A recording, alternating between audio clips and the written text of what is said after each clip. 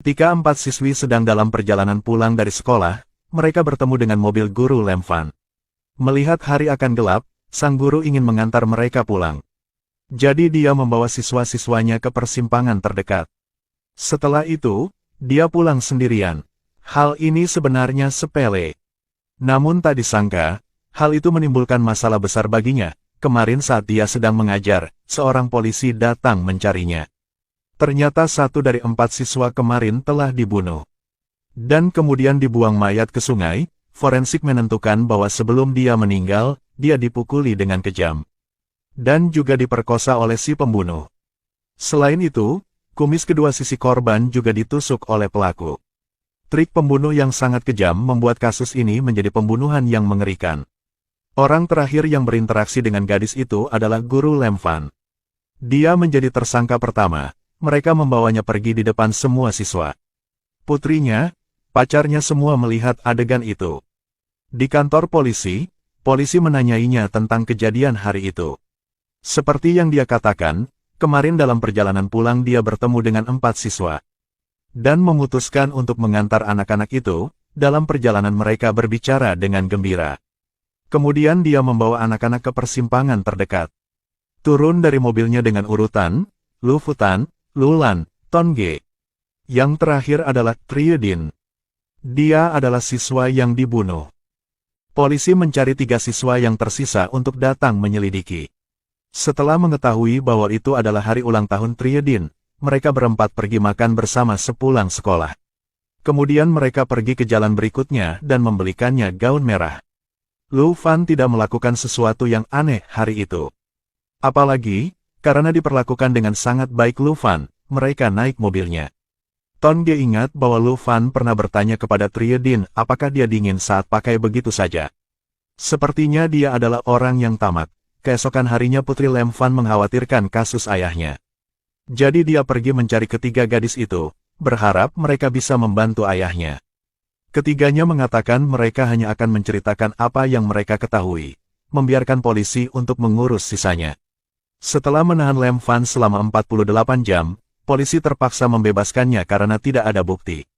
Namun mereka tetap tidak mempercayainya. Di hari pertama pembebasannya ia mengetahui bahwa ia sedang diawasi oleh polisi. Keesokan harinya ketika dia pergi ke sekolah, dia bertemu dengan mata penuh kebencian dari para siswa. Pergi ke kantor, anggota keluarga siswa malang itu datang untuk mencarinya dan memarahinya.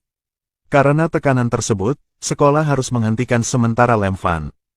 Dalam perjalanan pulang, tanpa diduga, sang kekasih yang telah bersamanya selama bertahun-tahun juga meragukannya. Lem Fan dengan marah mengusirnya keluar dari mobil dan diam-diam pulang. Ketahuan di depan pintu ada segerombolan polisi, melihat tidak baik, dia langsung masuk. Ternyata sekelompok orang baru saja memasuki rumah untuk menghancurkan rumahnya, polisi tidak tahu siapa mereka. Lem Fan mengira itu pasti keluarga korban. Setelah mendengar bahwa polisi masih belum menemukan petunjuk apapun, Lem Fan tahu bahwa jika tetap seperti ini, keadaan hanya akan menjadi lebih buruk. Dia memutuskan untuk membiarkan kekasih dan anaknya pergi untuk sementara waktu. Dia akan menemukan pelakunya sendiri. Hari itu dia pergi ke tempat kejadian untuk menyelidiki. Dia bertanya kepada orang-orang dan mengetahui bahwa ada orang bernama Li yang sering melepaskan kambing di sini. Jadi Lem Fan menemui pria itu, katanya dia melihat orang yang sangat mencurigakan hari itu. Karena hari itu terlalu gelap, dia tidak bisa melihat wajahnya. Tapi dia pergi dengan mobil hitam. Setelah menyebarkan berita tersebut, dia pergi ke rumah seorang siswa bernama Lu Futan. Tanya padanya apakah ada yang mencurigakan hari ini. Tapi gadis kecil ini takut bersembunyi di balik pintu, keluarganya tidak mau bekerja sama. Lu Fan dipukuli dan kepalanya berdarah, jadi dia harus pergi ke tempat kejadian. Untuk mencari sedikit petunjuk lagi, secara kebetulan ia melihat sebuah sepeda motor berwarna hitam. Saat ini seseorang yang memakai helm datang. Orang itu tergesa-gesa, aneh, Lem Fan curiga dialah pembunuhnya. Tanpa diduga, dia mendorong Lem Fan dan pergi dari tempat kejadian. Lem Fan mengejar tetapi tidak bisa. Dia pergi ke kantor polisi untuk mencari Fuong Doi dan berbicara tentang mobil hitam itu. Melihat Lem Fan yang acak-acakan, dia menasihatinya untuk menyerahkan kasus ini. Tetapi dia tidak setuju. dia pergi ke suatu tempat di dekat tempat kejadian dan menunggu. Tak disangka, pihak sekolah menelepon, ternyata putrinya dipukuli saat pergi ke sekolah. Anak-anak yang mengira mereka benar menyalahkannya. Melihat putrinya yang berlumuran darah, dia sangat sedih. Lem Fan membawa putrinya ke rumah sakit, lalu dengan marah lari ke sekolah. Tetapi masih ditendang oleh kepala sekolah. "Lepaskan aku.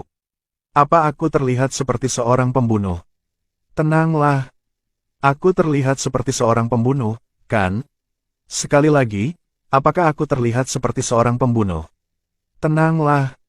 Saat ini, mantan istrinya membawa pergi putrinya. Ketika putrinya sembuh, ibu Lem Fan meninggal dunia. Serangan besar-besaran membuatnya bertekad untuk menemukan pelakunya. Hari itu, dia selesai mengurus urusan ibunya dan kemudian bertemu dengan Lu Futan. Kali ini dia tidak bersembunyi lagi, mengungkapkan informasi penting. Pada hari kejadian, dia lihat seorang pria berdiri di samping sekolah. Wajahnya memiliki beberapa bekas luka. Dia mengenalinya sebagai orang cabul tahun itu yang mencuri pakaian dalam para siswi. Triodin adalah orang yang mencela dia tahun itu. Saat itu Lem Fan juga ada di tempat kejadian. Setelah mendengar berita itu, dia pergi ke sekolah pada malam hari. Dia mencari di dokumen-dokumen dan mengetahui bahwa dia adalah Han Qinlong. Sejak dia menjabat, banyak kasus anak perempuan kehilangan barang di sekolah. Seluruh sekolah gempar, tetapi karena seseorang melihat dia muncul di dekat asrama siswi. Jadi mereka menganggapnya cabul. Lem Fan hanya mendengarnya dari para siswa. Tanpa menyelidiki secara menyeluruh apakah dia cabul atau tidak. Polisi datang untuk menyelidiki dan tidak menemukan sesuatu yang aneh di kamarnya.